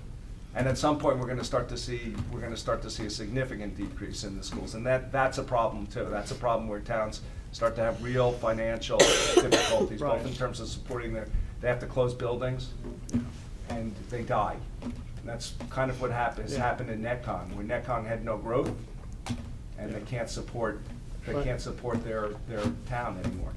Okay. Right, thank you for keeping the tax increase at 0 for the past couple years. Thank you. You gotta thank everybody up here. Yes, Everybody thank you. works together. Oh, yes, thank you so much. That's it, that's all I have. So you will be seeing more of me with more questions as I commit to be involved and Brian, can you come tomorrow? understand what's going on. Can you come to the meeting Yeah, tomorrow night? absolutely. Oh, good. Yeah. And Brian, on those school enrollment figures, about 3 years ago, I did request those from the Board of Ed, and they had projected that numbers had gone down overall in the elementary and the middle school, and they were at the time just projecting to go flat. While you were up here, I did email again to get their updated numbers and projections, so hopefully, it would continue that trend as far as, not increasing, at least exponentially. But if I reach out to Larry Reynolds, I can get them. That's Yeah. public Yep. information. They Oh, just yeah. hand them over. Okay, great. I don't know Thank that you. to be true, but if you have a problem getting them, let me know. I'll talk to Mr. Giordano. Yeah, that's good. Yeah. Speak to him. Yeah, Anthony will help you. All right, thank you. Thank you. Appreciate it. Thanks. Anyone else from the public wish to be heard? Seeing none, close to the public. Do we have a motion to adjourn? So move. Do we have a second? Second. All in favor? Aye. I open the council meeting for February 9th, 2016. Michelle, would you read the Open Public Meetings Act, please? According to the Open Public Meetings Act, adequate notice of this meeting has been given to the Daily Record. Notice has been posted in the Municipal Building, 204 Flanders Drakestown Road, Bud Lake, New Jersey, and notices were sent to those requesting the same. Thank you. Roll call, please. Mr. Amianda. Here. Mr. Ferrante. Here. Mrs. Labow. Here. Mr. Mania. Mr. Stewart. Here. Mr. Roman. Here. Mr. Nacastro. Here. Mr. Amianda, would you approve the minutes from the previous meeting for January 26th workshop and public meeting and closed session? Yes, Mr. President. I make a motion for approval of the minutes of the previous meetings on January 26, 2016, work session, public meeting, and closed session. Second. Any discussion? None? Roll call, please. Mr. Amianda. Yes. Mr. Ferrante. Yes. Mrs. Labow. Abstain. Mr. Stewart. Yes. Mr. Roman. Yes. Mr. Nacastro. Yes. We have 27 pieces of correspondence. Anyone have anything on correspondence? Seeing none. Next item on the agenda is for first reading of ordinance number 2-2016, an ordinance of the Township of Mount Olive in the County of Morris, State of New Jersey, amending ordinance number 40-97 regarding the proceeds from the sale of excess municipal lands. Mr. Ferrante. I move that ordinance number 2-2016 be introduced by title and passed on first reading, and that a meeting be held on February 23rd, 2016 at 7 p.m. at the Municipal Building, 204 Flanders Drakestown Road, Bud Lake, New Jersey, for a public hearing, consideration of second reading, and passage of said ordinance, and that the clerk be directed to publish, post, and make available said ordinance in accordance with the requirements of the law. Second. Any discussion? Mr. Roman? I'd just like to applaud the language in this ordinance that it states that any proceeds from the sale of municipal lands will be at the discretion of the council. Anyone else? Roll call, please. Mr. Amianda. Yes. Mr. Ferrante. Yes. Mrs. Labow. Yes. Mr. Stewart. Yes. Mr. Roman. Yes. Mr. Nacastro. Yes. Next item on the agenda is first reading for ordinance number 3-2016, an ordinance of the Township Council of the Township of Mount Olive, amending chapter 375, section 13, providing for installation of stop sign at the intersection of Washington Street and Carson Road. Mrs. Labow. Thank you, Mr. President. I move that ordinance number 3-2016 be introduced by title and passed on first reading, and that a meeting be held on February 23rd, 2016 at 7 p.m. at the Municipal Building, 204 Flanders Drakestown Road, Bud Lake, New Jersey, for a public hearing, consideration of second reading, and passage of said ordinance, and that the clerk be directed to publish, post, and make available said ordinance in accordance with the requirements of the law. Second. Any discussion? Roll call, please. Mr. Amianda. Yes. Mr. Ferrante. Yes. Mrs. Labow. Yes. Mr. Stewart. Yes. Mr. Roman. Yes. Mr. Nacastro. Yes. We have 8 resolutions. Does anyone wish to move any to non-consent? Seeing none, Mr. Stewart, would you move resolutions 1 through 8? I move that consent resolutions 1 through 8 be moved for adoption and final passage. Second. Any discussion? Anyone from the public? Seeing none, close to the public. Roll call, please. Mr. Amianda. Yes. Mr. Ferrante. Yes. Mrs. Labow. Yes. Mr. Stewart. Yes. Mr. Roman. Yes. Mr. Nacastro. Yes. Mr. Roman, would you move the bill list, please? I move for approval of the bill list. Second. Discussion? None? Roll call, please. Mr. Amianda. Yes. Mr. Ferrante. Yes. Mrs. Labow. Yes. Mr. Stewart. Yes. Mr. Roman. Yes. Mr. Nacastro. Yes. I guess we have the mayor. Mr. Roman, would you move the appointments with advice and consent of council? Appointment of Jim Lynch to Community Development Block Grant Committee expires 12/30/116, and appointment of Rich Escobar to Community Development Block Committee expires 12/30/116. So moved. Second. Discussion? Roll call, please. Mr. Amianda. Yes. Mr. Ferrante. Yes. Mrs. Labow. Yes. Mr. Stewart. Yes. Mr. Roman. Yes. Mr. Nacastro. Yes. Administrative reports. I'll start. I don't know whether Laura has anything, but I'm sure you all heard that Fred Semero's father passed away unexpectedly.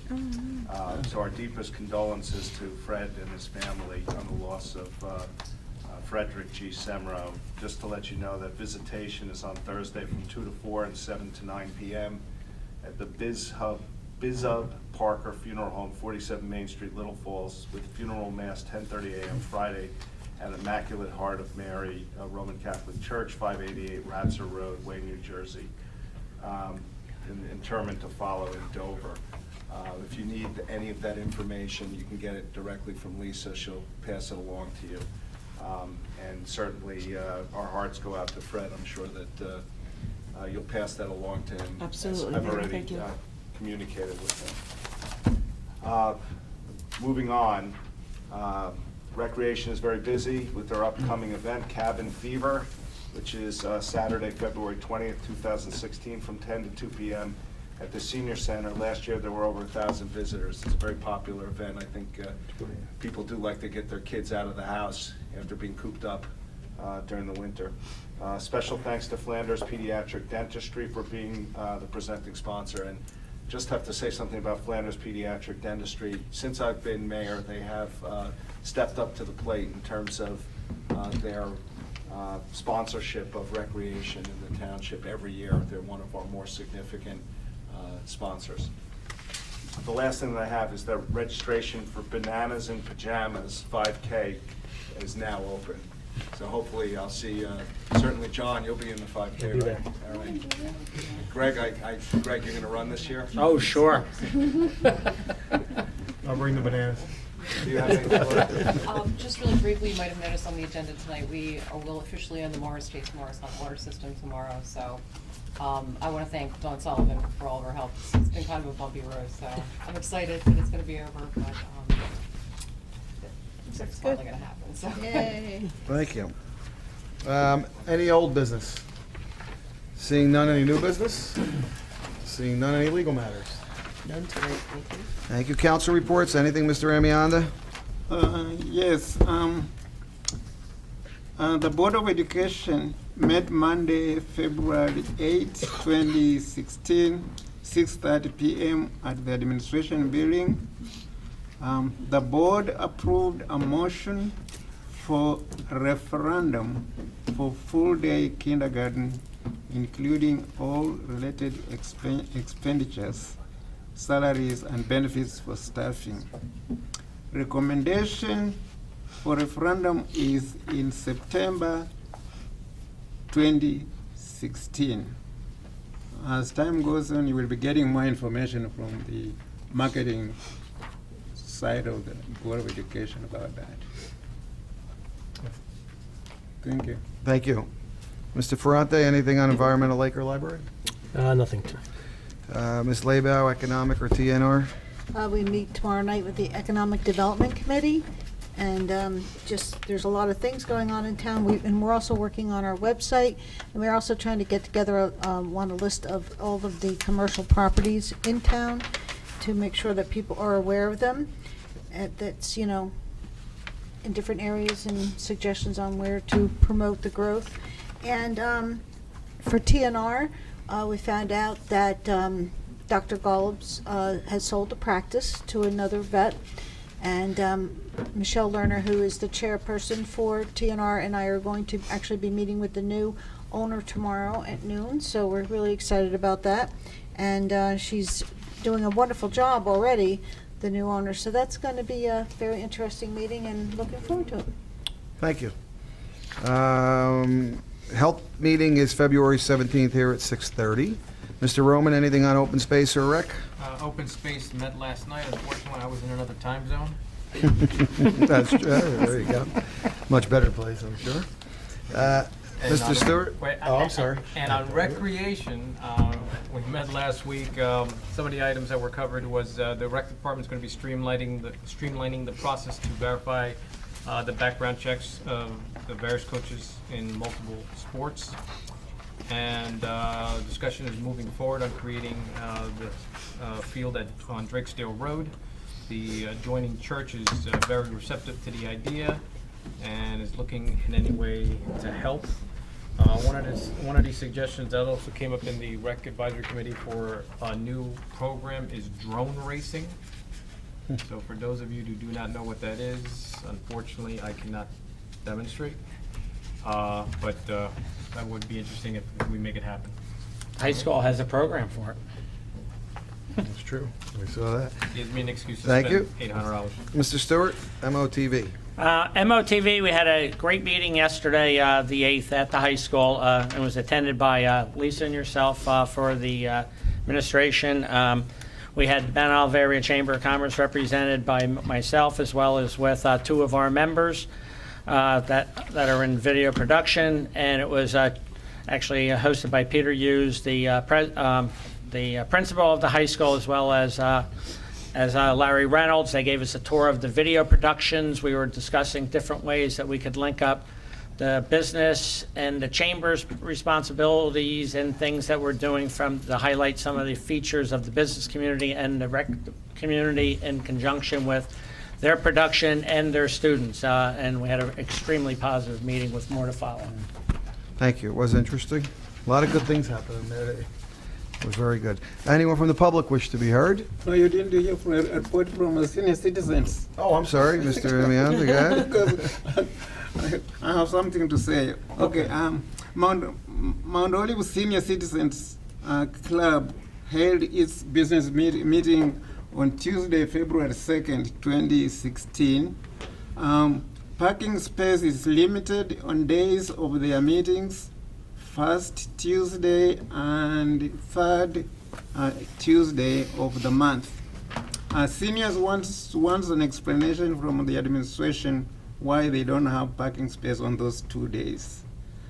They also want a monthly update of what is going on in town.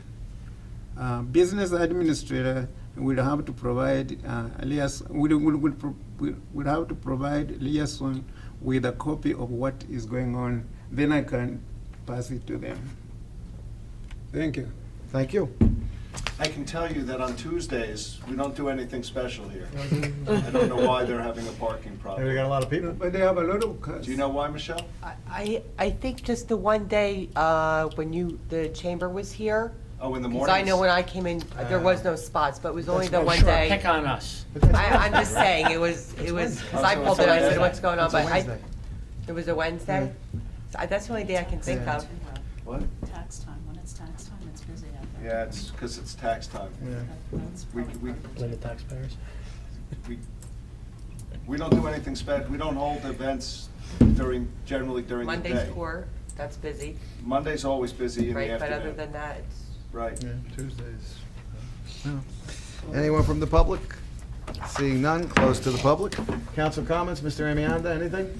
No. Mr. Ferrante? Nothing tonight. Ms. Leba? Nothing. Ms. Stewart? Nothing, thank Mr. you. Roman? I'd like to congratulate the winners of the New Hampshire primary. Unfortunately, none of the candidates that appear to be winning are my choices. Are the polls closed already? Yeah, just. Yeah, polls are closed, reports are coming in, it's already been projected. Yeah. Now, and I just, Is it Trump Sanders? Yes. Yeah. Trump Sanders, Who came in second? no projections. Lisa came in second. Yeah, Really? Kasich is being predicted to come in second. Yeah. Wow. Not surprising. With only 19% of precincts reporting. But this just highlights the beauty of our democracy and our republic, where we all get a say on our vote and who is going to be our next leader, and it just irks me when people do not vote. It just astonishes me, with all that's at stake, and people just still make the conscious effort not to. And I will get off my soapbox. That's it. Do we have a motion to adjourn? So moved. Second? Second. No. All in favor? Second it.